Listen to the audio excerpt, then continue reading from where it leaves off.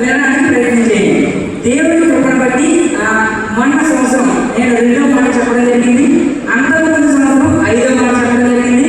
ఈ రోజు 3వ మాట చెప్పడానికి ప్రభు కృప చేశారు. అందుని బట్టి ప్రభుని సూచిస్తున్నాను. ఈ రోజు ఈ యొక్క 3వ వాక్యాన్ని యేసుక్రీస్తు సిలువలో పలికిన 3వ మాటని నేను వేరే కోణంలో తీసుకోవడానికి ప్రయత్నం చేస్తాను. ఏంటంటే అది అంటే మీరు ఒక 15-20 నిమిషాల్లో అది మొత్తం అర్థమవుతుందని అనుకుంటున్నాను. ఇప్పుడు మనం 3వ వాక్యంలో యోహాను సువార్త 19వ అధ్యాయము 20వ వచనం, యేసు తన తల్లిని తాను ప్రేమించిన శిష్యులను దగ్గర నిలిచి చూచి, అమ్మా ఇదిగో నీ కుమారుడు అని తన తల్లితో చెప్పాను. ఆశ్చర్యం. ఇక్కడ నేను ఈరోజు మీ ముందు ఉంచబోయే విషయం ఏంటంటే, ఒక కుమారుడు మరియు తల్లి కొడుకుల యొక్క బంధాన్ని నేను ముందుంచుతాను. ఆ అంశాన్ని యేసుక్రీస్తు సిలువలో మాట్లాడారు. ఆ సిలువలో మాట్లాడిన అంశాన్ని అలాగే దానినే ఒక తల్లి కొడుకు అనుబంధాన్ని మీ ముందుంచడానికి ప్రయత్నం చేస్తాను. అసలు నేను వాక్యంలో తీసుకెళ్లే ముందు చాలా మంది ప్రశ్నలు వస్తూ ఉంటాయి. ఏంటంటే ఒకటి, ఇప్పుడు అందరూ బయటకు వెళ్ళిపోయిన తర్వాత చర్చ అయిపోయిన తర్వాత ఒక సంభాషణ వస్తూ ఉంటారు. ఏంటంటే అసలు ఈరోజు బ్లాక్ డ్రెస్ ఎందుకు వేసాం అని కొంతమంది అంటారు. ఏమని ఎందుకు వేసాం మీకు తెలియదు, నాకు తెలిసాను. ఏంటి ఆ తెలిసిన విషయం ఏంటంటే పక్కనంతా వేసారు కాబట్టి నేను కూడా వేసాను అంటారు. అంటే ఆ సందర్భం అది కాదు. అసలు ఈ యొక్క బ్లాక్ కలర్ డ్రెస్ ఎందుకు వేస్తారు, అలాగే ఈ బ్లాక్ కలర్ క్లాత్ ఎందుకు పెడతారు అంటే, ఇది విచారమైన వార్త విన్నప్పుడు లేదా ప్రారంభించే సందర్భం వచ్చినప్పుడు నల్ల బట్టలు ధరించేవారు. పూర్వం ఏం చేసేవారంటే, ఎవరైనా చనిపోయిన వ్యక్తి ఇంటికి కనుక వెళ్ళాల్సి వస్తే, ఎవరైనా చనిపోయిన ఇంటికి వెళ్ళి పలకరించాల్సి వస్తే బ్లాక్ కలర్ డ్రెస్ వేసుకుని పలకరించేవారు. అదే మనం ఫాలో అవుతూ వచ్చి ఈరోజు మీరు చాలా మంది బ్లాక్ వేశారు, అలాగే ఇక్కడ కూడా క్లాత్ కట్టడం జరిగింది. ఇంకొక రెండవ ప్రశ్న ఏంటంటే, ఈ రోజు సాయంత్రం చాలా మంది భోజనం చేయరు, అలాగే చాలా ఆనందంగా ఉంటారు. ఎందుకంటే ఈ రోజు ఏ రోజు అన్ని ప్రసంగాలు ఉంటారు. ఏంటంటే 7 వాక్యాలు. ఎప్పుడు సంవత్సరంలో ఇన్ని ప్రసంగాలు ఎవరైనా ఒకే ఒక రోజు, అదే గుడ్ ఫ్రైడే. ఈ రోజే చాలా మంది ఇన్ని ప్రసంగాలు ఉంటా ఉంటారు. తర్వాత విషయం వచ్చేసరికి ఏంటంటే ఇది గుడ్ ఫ్రైడే అన్నారు. అంటే ఏంటంటే యేసుక్రీస్తు శ్రమలు పడ్డాడు, దాన్ని మనం మంచి శుక్రవారం ఎలా అంటాము అని అనవచ్చు. అంటే ఇది గుడ్ ఫ్రైడే అనే మాట గాడ్ ఫ్రైడే అనే మాట నుండి వచ్చింది. అంటే దేవుని యొక్క శుక్రవారం అనే రోజు నుండి అది గుడ్ ఫ్రైడే కింద అనడం జరిగింది. ఇప్పుడు నేను అంశంలోకి తీసుకొచ్చేస్తున్నాను. ఈ రోజు మనం మాట్లాడుకునే 3వ మాట ఏంటంటే అమ్మ ఇదిగో నీ కుమారుడు, ఇదిగో నీ తల్లి. ఇక్కడ మనం మాట్లాడితే 3 వ్యక్తుల్ని మనం బాగా పరిశీలించాలి. ఎవరండి ఆ 3 వ్యక్తులు అంటే, 1 సిలువపై ఉన్న క్రీస్తు, 2 ఎదురుగా ఉన్న తల్లి మరియ, తర్వాత 3 ఆ తల్లి పక్కనే ఉన్న ఒక శిష్యుడు, ఆయనే యోహాను. నేను 3 గురించి బ్రీఫ్ గా మాట్లాడి తొందరగా కూర్చోడానికి ప్రయత్నం చేస్తాను. 1 యేసుక్రీస్తు. ఈ యేసుక్రీస్తుని నేను వేరే పదంతో వాడతాను. ఏంటంటే అప్పగిస్తున్న వ్యక్తి. ఏం అప్పగిస్తున్న వ్యక్తి అంటే తన తల్లిని అప్పగిస్తున్నాడు కాబట్టి అప్పగిస్తున్న వ్యక్తి ఆయనే యేసుక్రీస్తు. అప్పగింపబడుతున్న వ్యక్తి ఆమె మరియ. అంటే అప్పగిస్తున్న వ్యక్తి, అప్పగింపబడుతున్న వ్యక్తి తల్లి, స్వీకరించే వ్యక్తి యోహాను. అంటే ఒక అతను ఉన్నాడు, ఆయన తన తల్లిని తన శిష్యునికి అప్పగిస్తున్నాడు. అప్పగింపబడుతున్న వ్యక్తి, స్వీకరించే వ్యక్తి. మరియమ్మ అనే ఆవిడ మనకు బాగా తెలుసు. ఆవిడ మనం యేసుక్రీస్తు తల్లి అన్నాం. ఆమె కన్యక, ఆమె యవ్వన దశలో అంటే బాగా పవిత్రంగా ఉన్న వాళ్ళే దేవుడు ఆమె ఎన్నుకుని యేసుక్రీస్తు ఈ లోకానికి రావడానికి ఒక సాధనంగా వాడుకున్నాడు. ఆవిడే మరియ. ఈ మరియ అనే పదం మిరియాము మనకి ఆది కాలంలో కనపడతారు. హెబ్రీ పదమైన మిరియాము అనే పదానికి గ్రీకు రూపమే మరియమ్మ. ఆ పదాన్ని మరియమ్మ అనేది మిరియాము అనే పదం నుండి వచ్చింది. ఈ మరియమ్మని కన్యక అన్నారు, పవిత్రమైన స్త్రీ అన్నారు. యేసుక్రీస్తు తల్లి అయిన మరియ అన్నారు. ఇది మరియమ్మ గురించి. 2 యోహాను గారు. ఈ యోహాను గారే ఒక జాలరి. ఈయన ఎవరంటే ఫిషర్మెన్, చేపలు పట్టే వ్యక్తి. ఈయన ఒకరు చేపలు పట్టుకుంటూ ఉన్నాడు. ఈయన తండ్రి పేరే జబదయి. ఈ యొక్క యోహాను గారికి ఒక సోదరుడు ఉన్నాడు. ఆయన పేరే యాకోబు. ఈ యోహాను గారు యేసుక్రీస్తు రొమ్ము మీద ఆడుకున్న వ్యక్తి. ఆయనకే యేసుక్రీస్తు అమితంగా ప్రేమించిన వ్యక్తి. అందుకోసమే ఈ సందర్భాన్ని మనం మాట్లాడుతున్నాం. ఇప్పుడు కనుక మనం ఆలోచిస్తే ముగ్గురు వ్యక్తులు మనం బాగా చూసాం. ఒకటి యేసుక్రీస్తు, ఆయన శిలువ మీద ఉన్నాడు. రెండు వారి అమ్మ తల్లి గారు, ఎక్కడ ఆమె యేసుక్రీస్తు ఫ్రెండ్ సైడ్ ఉన్నది. తర్వాత ఆమె పక్కనే ఆయన యొక్క శిష్యుడు ఉన్నాడు. ఆ సందర్భంలోనే యేసుక్రీస్తు మాట మాట్లాడాడు, అమ్మా ఇదిగో నీ కుమారుడు, ఇదిగో నీ తల్లి అని చెప్పారు. ఇక్కడ బాగా గమనిస్తే ముగ్గురు వ్యక్తుల గురించి మనం మాట్లాడాలి. మాట్లాడిన తర్వాత యేసుక్రీస్తు ఈ విషయం ఎవరితో మాట్లాడుతున్నారు అనే విషయాన్ని మనం తెలుసుకోవాలి. ఎందుకంటే సందర్భం ఎవరితో మాట్లాడుతున్నారు తెలిస్తే మనం ఏదైతే మాట్లాడుకుంటామో అది బాగా తెలుస్తుంది. ఇప్పుడు యేసుక్రీస్తు ఎవరితో మాట్లాడుతున్నారు అంటే అమ్మ ఇదిగో నీ కుమారుడు. అమ్మ అన్న తర్వాత ఒక కామ ఉంది, అంటే వారి తల్లి గారితో మాట్లాడుతున్నారు. ఎవరు? యేసుక్రీస్తు.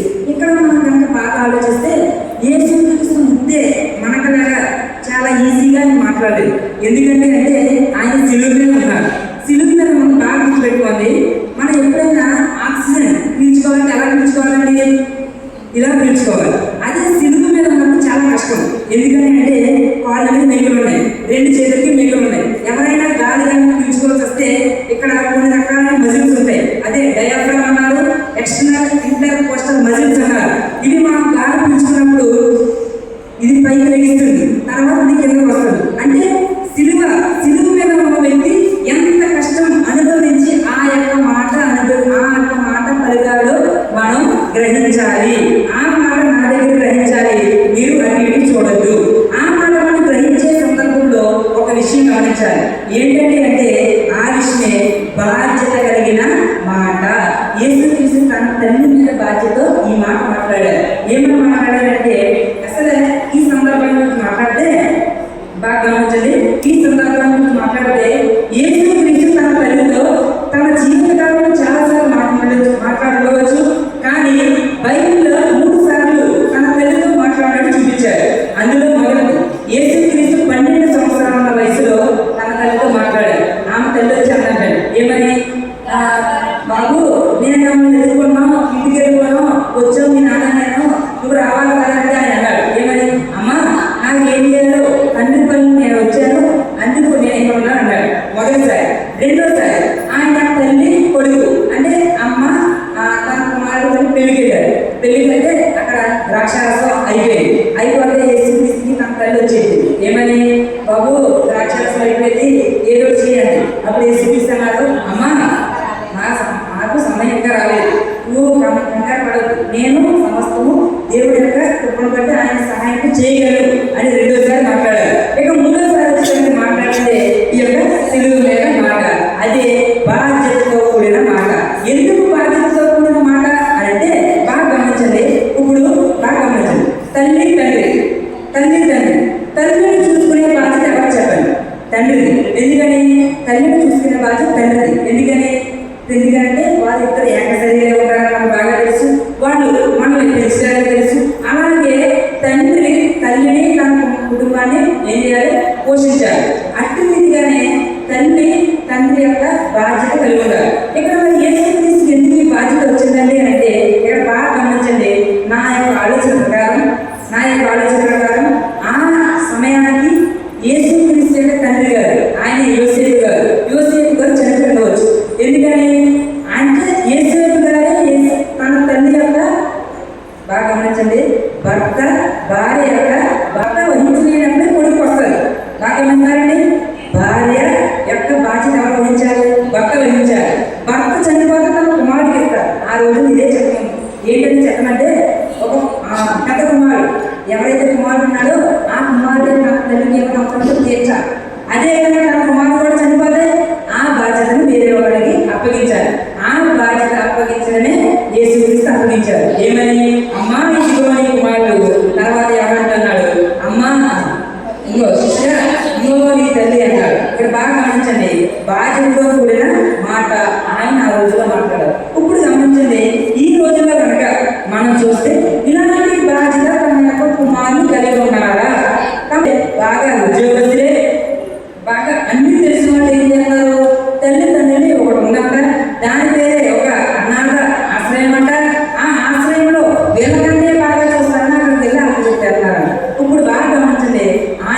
రోజు సిలువలో ఎందుకు ఈ మాట అంత కష్టంతో పలకవలసి వచ్చిందో, ఎందుకు పలకలంటారు అని ఆయన ముందే తెలుసు. అందుకే ఆ రోజు ఆయన చెప్పాడు. ఆ రోజు ఆయన చెప్పిన మాట ఈ రోజు కూడా అలా నిలిచిపోయే ఉంది. అంటే ఇప్పుడు చెప్పండి, ఆయన సిలువలో అంత శ్రమను అనుభవిస్తూ కూడా తన బాధ్యతను నిర్వర్తించారు. ఎవరో లేరు. మరి బాధ్యత ఏం చేస్తారండి అంటే, బాధ్యత వాళ్ళు మర్చిపోయి వాళ్ళ బాధ్యతని అనుసరించుకొని ఏం చేస్తారండి అంటే వదిలేస్తున్నారు. ఇంకా ఏం చేస్తారండి అంటే ఇక్కడ బాగా గమనించండి, విధేయత లేకుండా తిరుగుతున్నారు. ఆ రోజుల్లో మనం చూసాం, ఒక పెద్దగా ఉన్నాడు, ఆయనకి 3 కుమారులు ఉన్నారు. వాళ్ళ కుమారుని చెప్పాడు ఆయన ఏమని, రండి మీరు ఓడెక్కండి అన్నాడు. ఆమె కనుక ఓడెక్కకపోతే వాళ్ళు నాశనం అయిపోయేవారు. వాళ్ళు ఓడెక్కారు కాబట్టి చెప్పండి, వాళ్ళు విధేయత చూపి తల్లిదండ్రులకు విధేయత చూపారు కాబట్టి వాళ్ళు ఇలా చెప్పేసారు. ఏ వాళ్ళని మాట ఎలా చెప్పంటారంటే వాళ్ళు ఒకే మాట అంటారు, వీటిని ఎవరు కనుక్కున్నారని అంటారండి. ఎంత భయంకరమైన మాట లేదా. ఇంకొక విషయం తర్వాత తల్లి అంటారు. అంటే తల్లి ఒక తల్లి ఎందుకు ఇలా అన్నారంటే వాళ్ళు ఎంతో బాధలో ఉన్నారు కాబట్టి. ఏమన్నారు, నా కొడుకున చెడగొట్టావు, నా కొడుకున అనాథంగా ఉంటావు, నా చావే కావాలి అంటే గమనించండి. తల్లి కొడుకు చావు కోరుకునేవారా చెప్పండి, కాదు. ఇప్పుడు బాగా గమనించి ఇంకో విషయం చెప్పండి కదా. ఒక తల్లి అంట బాగా గమనించండి, తల్లి ఒక బిడ్డని ఈ లోకానికి ఇచ్చేటప్పుడు చాలా శ్రమ అనుభవిస్తారంట. కొన్ని స్టడీస్ ప్రకారం మీకు కూడా బాగా తెలిసి ఉంటారు. ఆ శ్రమ ఎప్పుడు దాకా అనుభవిస్తారో తెలుసండి, ఆమె జీవితంలో అనుభవిస్తారంట. ఎందుకంటే వాళ్ళు బాగా గమనించండి, ఒక పిల్లలే కనుక సరిగ్గా పెంచకపోతే అది అలా వస్తానంటారు లేదు, వాళ్ళు బయట తలెత్తుకోలేదు. అందుకే దేవుడు ఆ రోజు చెప్పాడు ఏమని, తన యొక్క తల్లి యొక్క బాధ్యత ఆయన నిర్వర్తించారు.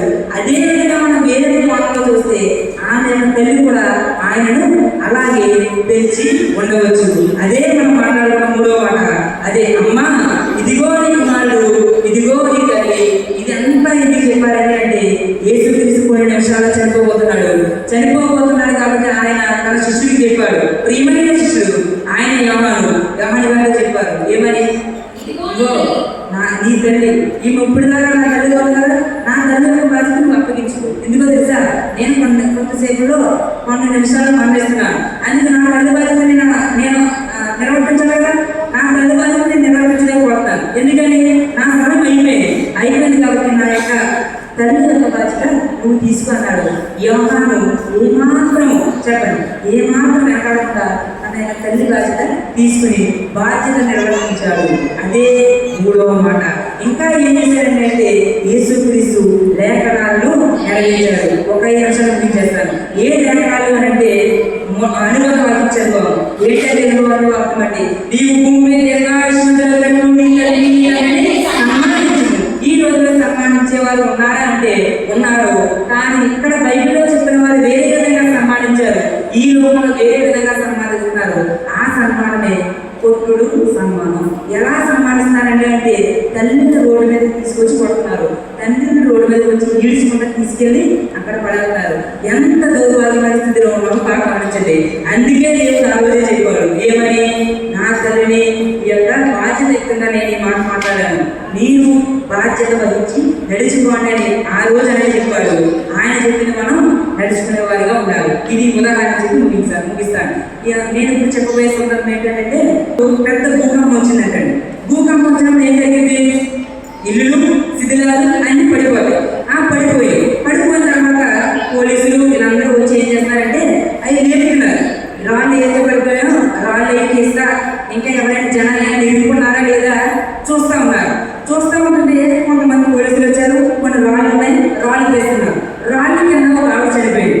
ఆమె ఒక స్త్రీ, ఆవిడ చనిపోయిన తర్వాత మృతదేహాన్ని వారి మృతదేహం అంటారు కదండి, ఆమె మృతదేహాన్ని తీసి పక్కన పెట్టారు. పక్కన పెట్టిన తర్వాత కొంత ఏడుపు సౌండ్ పడతా ఉంది. ఏంటంటే ఏడుపు సౌండ్ అని వేరే పని చూసుకుని మళ్ళీ కొంచెం ఏడుపు సౌండ్ విన్నారు.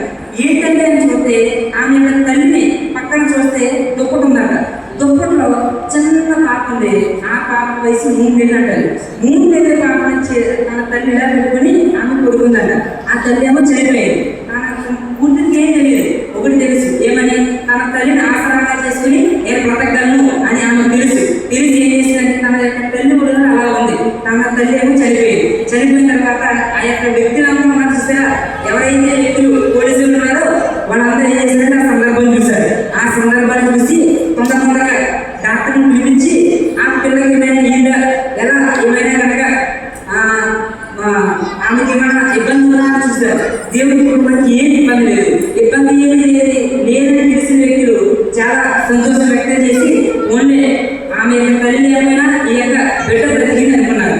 తర్వాత ఇంకొక గుండె చేసే మాట ఏంటంటే ఆ తల్లి దగ్గర ఒక ఫోన్ ఉందంట. ఆ ఫోన్లో చిన్న సంక్షిప్త సమాచారం రాసింది. ఏంటి ఆ సమాచారం అంటే, ఓ నా బిడ్డ, ఇదిగో నా బిడ్డ, నేను నీ కోసం చనిపోయాను, నీకు నా గురించి ఏం ఆలోచించదు, నువ్వు పెద్ద అయిందని అనుకుంటావు. ఏమని తెలుసా? ఏమంటే అవును, నా తల్లి నా కోసం చనిపోతే కూడా నాకు ఎంత ప్రేమను వెరచెల్లింది అని అనుకున్నాను. మీకు ఉంటున్నప్పుడు మీకు ఎలా ఉందో తెలియదు, కానీ నేను ఇక్కడ ఉనికిదా చెప్తున్నాను, మీకు అర్థమైంది అర్థం. నా చేతిలో ఉనికిదాయి అంటే ఇక్కడ బాగా గమనించాల్సిన విషయం ఏంటంటే తల్లి ప్రేమ అలాంటిది, తండ్రి ప్రేమ అలాంటిది, కానీ దేవుడి ప్రేమ అంతకన్నా గొప్పైనది. అందుకే దేవుడు చేశాడు, మనందరి కోసం ఆయన చనిపోయాడు. చనిపోతా కూడా మనకి చాలా మాటలు ఇచ్చాడు. ఆ 7 మాటలు 3 మాట మనం మాట్లాడుకున్నాం, ముగించుకున్నాం. ఆ మాటే బాధ్యతతో కూడిన మాట. అమ్మా, ఇదిగో నీ కుమారుడు, ఇదిగో నీ తల్లి అని తన యొక్క బాధ్యతను నిర్వర్తించారు. ఇప్పుడు గమనించండి, ఆ యొక్క కుమారుడు లేదా చిన్న పాపం చూసారా, తన తల్లి ఎంత ప్రేమ కొలవస్తుందో చూడండి. అలా గమనించండి, దేవుడు ఎంత ప్రేమ మనమే చూపిస్తున్నారో తల్లిదండ్రులు అంత ప్రేమ మనమే చూపిస్తారు. ఎందుకో తెలుసా?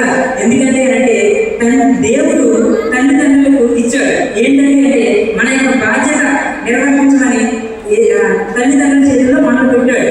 ఎవరు? దేవుడు. ఆ యొక్క విధులు వాళ్ళు ఉన్నారు. మనం వాళ్ళకి ఏం చేయాలంటే విధేయత తల్లిదండ్రులని మనం గౌరవించాలి, వాళ్ళని సన్మానించాలి. ఆ రోజుల్లో దేవుడు చేశాడు.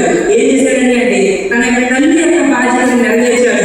అట్టి రీతిగానే మనం ఈ రోజులో ఉండాలి. ఒకవేళ అలా లేకపోతే సామెతలు 20 ఉంటుంది. ఎవరైతే తన తల్లిని తండ్రిని దూషిస్తారో వాళ్ళ యొక్క దీపము కాలు చేయకుండా అలవాట. అప్పుడు ఎవరు కాపాడే వ్యక్తులు ఉండరు. చిన్న ప్రార్థన తీసుకుని స్తోత్రం ఏసయ్య, మీకు వందనాలు తెలిసిన అవకాశం ఉంది. మీ యొక్క వాక్యాన్ని సహాయం చేసేందుకు మీకు వందనాలు. అవును తండ్రి, ఆ రోజు మీరు చేసిన ఆ యొక్క 3వ మాటను ధ్యానించడానికి సహాయం చేసినందుకు మీకు వందనాలు. మీ యొక్క బాధ్యతతో కూడిన వాక్యాన్ని మాతో మాట్లాడేందుకు మీకే స్తుతి స్తోత్రం. ఆ యొక్క